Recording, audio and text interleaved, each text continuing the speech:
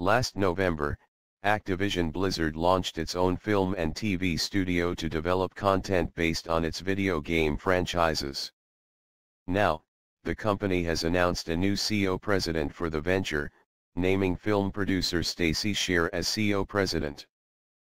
Sher's past projects include a number of Quentin Tarantino films, from Pulp Fiction to Django Unchained, as well as less action-orientated fare like Erin Brockovich and Garden State. She's worked with acclaimed directors such as Steven Soderbergh and Oliver Stone, and Activision Blizzard is hoping she'll put their fledgling studio on the right track.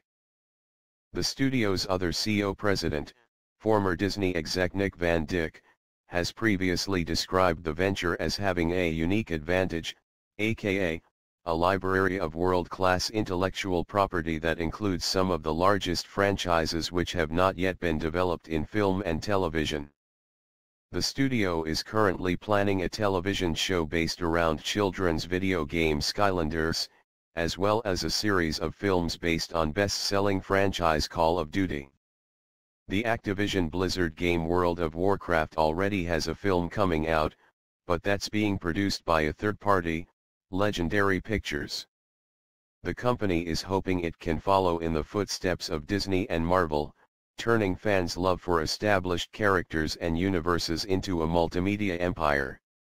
However, films based on video games have a pretty terrible track record in Hollywood so far, and Sher and her fellow executives have their work cut out to turn console hits into box office success.